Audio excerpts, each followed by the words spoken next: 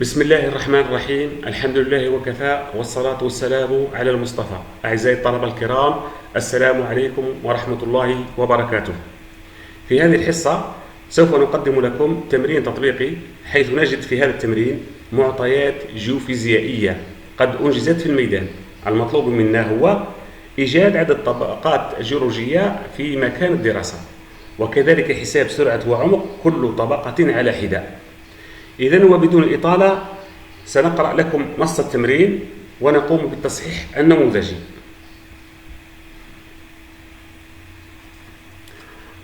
On effectue un profil de sismique réfraction. Les isochrones obtenus coïncident et représentent un seul point de brisure. Résultat obtenu. Voilà les géophones, par exemple, X en mètres, T en millisecondes. Pour le premier géophone, 53,9. Pour le deuxième, 128. Pour le troisième, 256. Jusqu'à au dernier géophone, c'est 269,6. X représente la distance source géophone, c'est-à-dire les offsets, et T représente les temps d'arrivée des ondes sismiques. Il nous demande de déterminer les paramètres caractéristiques des terrains étudiés. Les paramètres caractéristiques sont le nombre de couches, les vitesses et les épaisseurs. Voilà. Donc, pour la correction de cet exercice, nous vous proposons à suivre les étapes suivantes. Première étape, localiser les points de mesure temps-distance sur le graphique, c'est-à-dire dromochronique. Deuxième étape, tracer la droite de l'onde directe et celle de l'onde réfractive. Troisième étape, calculer les vitesses et les épaisseurs.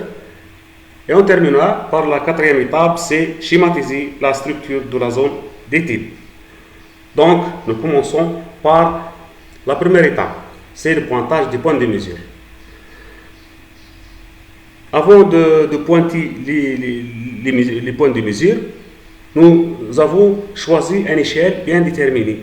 Donc, pour notre cas, nous avons choisi pour les axes des X, c'est-à-dire les distances, 1 cm pour tous les 100 mètres, et pour les temps d'arrivée, nous avons choisi 1 cm pour tous les 20 millisecondes.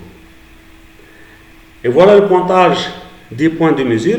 Donc, par exemple, pour le premier géophone, 13,9. Voilà 50 sur l'axe des X, 50 mètres, avec 13,9. Par exemple, pour le géophone 6, 500 mètres, 135 millisecondes. Voilà, 100, 200, 300, 400, 500 mètres.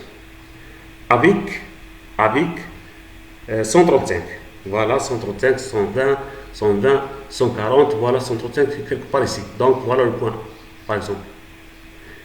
Jusqu'à la dernière géophone, c'est 1200 mètres avec 269,6 millisecondes. Voilà, le troisième géophone, c'est 1200 mètres avec 269,6, c'est quelque part ici. Donc, nous avons pointé tous les points de mesure distance-temps sur le papier millimétrique. Voilà. Donc, premier géophone, deuxième géophone, troisième géophone, quatrième géophone, jusqu'à 13e géophone. En passant aux 12e étape, c'est le traçage des droites. Voilà. Donc, pour la 12e étape, nous avons la première droite qui passe par l'origine, c'est la droite de l'onde directe, avec la pente 1/1. Nous avons deuxième droite, c'est la droite de l'onde réfractive, avec la pente 1/2 qui passe par l'intercept I, avec l'axe de T en millisecondes. Voilà. Donc, d'après ce schéma, nous obtenons les résultats suivants. Donc, premier résultat, dans cette zone d'étude, nous obtenons deux couches géologiques. Voilà pourquoi, parce que nous avons deux droites. Donc, deuxième remarque, la pente, ou bien résultat, la pente 1 sur V2 est inférieure de la pente 1 sur V1. Voilà, la pente 1 sur V2 est inférieure de la pente 1 sur V1. Ce signifie que la vitesse V1 est inférieure à V2, c'est-à-dire le V2 est supérieur à V1. Donc, on peut appliquer la loi de Snell-Descartes si sinus lambda critique est égal à V1 sur V2. D'après ce résultat, l'application de notre méthode sismique, c'est la sismique réfraction, donne des bons résultats. D'accord, il est applicable donc, parce qu'il vérifie les conditions de V2 supérieures à V1. Donc, en passant aux troisième étape, c'est calcul des vitesses et des épaisseurs. Pour les vitesses, donc pour la vitesse V1 égale à delta x1 sur delta t1, donc nous choisissons deux points situés sur la droite, soit disons sur deux points, le x 375 150 avec 103 millisecondes 40, voilà le delta t1, delta x1. Donc la vitesse V1 égale à delta x1 sur delta t1, donc 375 moins 150 sur 103 moins 40 est égal à 3,57 mètres par milliseconde ou bien 3570 mètres par seconde. De même pour deuxième vitesse, V2 égale à delta x2 sur delta t2. Donc voici delta x2, delta t2. Directement, delta x2 sur delta t2, c'est 950 moins 740 sur 220 moins 180. Voilà, 950 moins 740 sur 220 moins 180. Nous trouvons V2 égale 5,25 mètres par milliseconde ou bien 5250 mètres par seconde. Passons à l'angle critique. Donc, vous savez bien les relations trigonométriques que sinus au carré plus cosinus au carré égale à 1. Donc, le cosinus au carré égale à 1 moins sinus au carré. Donc, le cosinus égale à la racine de 1 moins sinus au carré de V1.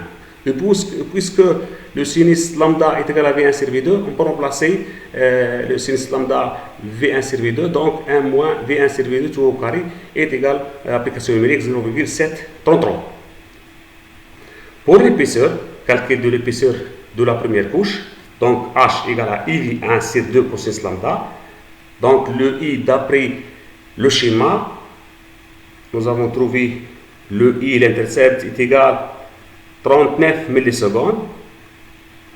Nous remplaçons sur l'équation, donc trouve 39 fois 3, la première vitesse, 3,57 sur 2 fois cos lambda, c'est 0,733 égale à peu près 95 mètres.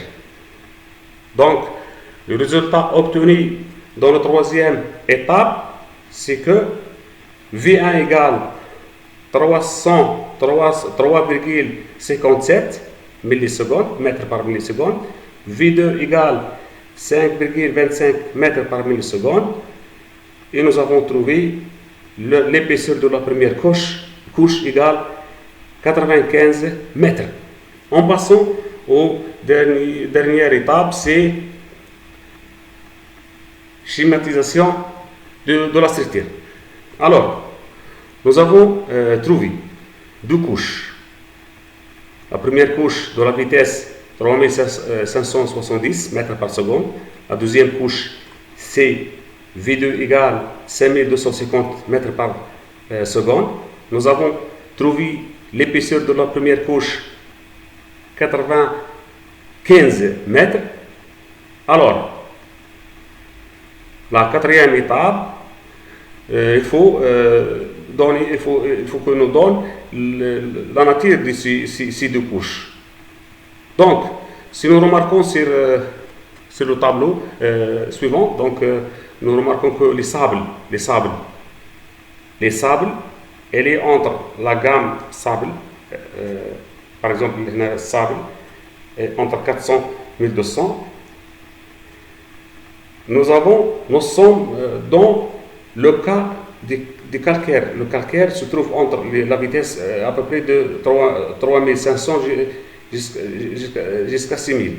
Donc, et deuxième vitesse V2, c'est 5250 dans la gamme de basalte. 5000 jusqu'à 6000. Alors, comme conclusion, la première couche, c'est une couche de calcaire. La deuxième couche, c'est une couche de basalte. Donc, comme conclusion, d'après les données sismiques, nous avons obtenu deux couches géologiques. La première couche, c'est une couche calcaire d'épaisseur 95 mètres, avec de vitesse de l'ordre de 3570 mètres par seconde. La deuxième couche, c'est une couche basaltique d'épaisseur infinie. Voilà, nous avons terminé cet exercice, la cours de colligative. Donc, merci pour votre attention et au revoir.